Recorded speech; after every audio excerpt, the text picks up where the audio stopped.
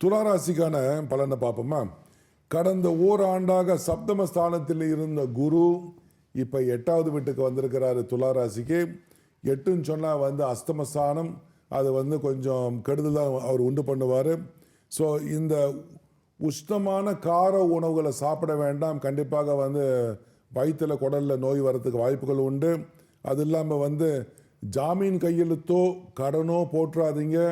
நிச்சயமாக அதில் பிரச்சனை உருவாகிவிடும். மற்றவரின் பிரச்சனையும் நீங்கள் தலையிட வேண்டாம். அப்படி போய் தலையிட்டிங்கன்னா நீங்கள் அவமானத்துக்கு உள்ளாக வேண்டிய ஒரு சூழ்நிலை வந்துடும்.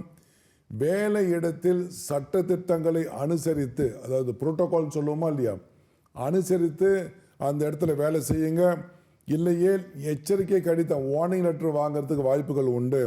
மாணவர்கள் கல்வியில் அதிக அக்கறை தேவை. அப்படி இருந்தால் நிச்சயமாக மதிப்பெண்கள் சிறப்பாக இருக்கும்.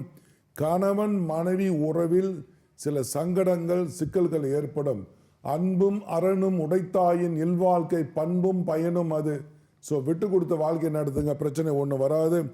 வீடு வாங்குவது என்றால் உங்களுடைய பிறப்பு ஜாதகத்தில் தசாபுத்தி சரியாக இருந்தால் வாங்கலாம், அல்லது இன்னும் ஒரு வருடம் தள்ளி போட்டு நீங்கள் வீட்டை வாங்கலாம். வெளிநாட்டு பயணங்கள் ஏற்படும், அதனால் அலைச்சல்கள் ஏற்பட வாய்ப்புகள் உண்டு. அதனால் அவசியமாக என்று பார்த்து நீங்கள் வெளிநாட்டுக்கு போகலாம். சிலர் வீட்டை சீர் செய்ய, அதாவது ரெனிவேஷன் செய்ய முற்படுவார்கள். கையில் இருப்பை வச்சுக்கிட்டு அந்த வேலையை செய்யுங்க, இல்லைன்னா தள்ளி போட்டு அதை செய்யலாம். சிலருக்கு பயம் ஏற்பட்டு விடும். என்ன செய்ய போகிறோம், ஏது செய்ய போகிறோன்னு சொல்லிட்டு. அது ஒன்றும் அவசியம் இல்லை. மந்திர ஜபங்களை பண்ணுங்கள், தியானம் பண்ணுங்கள். இந்த ராசிக்கான பொதுவான ஒரு பரிகாரம் என்னன்னு கேட்டிங்கன்னா, எங்கே சொன்னது தான், நீங்கள் எந்த ஒரு தெய்வத்தை வணங்குறீங்களோ அதை அப்படியே நீங்கள் வணங்கிட்டே வாங்க. வியாழக்கிழமை தோறும் நீங்கள் குரு வழிபாடு, முருகனுக்கு வழிபாடு, கந்தசஷ்டி நீங்கள் படிங்க. அது இல்லாமல் வியாழக்கிழமை சைவத்தை கடைப்பிடிங்க. நீங்கள் கோயிலுக்கு போயிட்டு வரலாம் தாராளமாக. தர்மங்களை வியாழக்கிழமை செய்யலாம். சிறப்பை உண்டாக்கும். ஒன்றும் பயமேதும் இல்லை.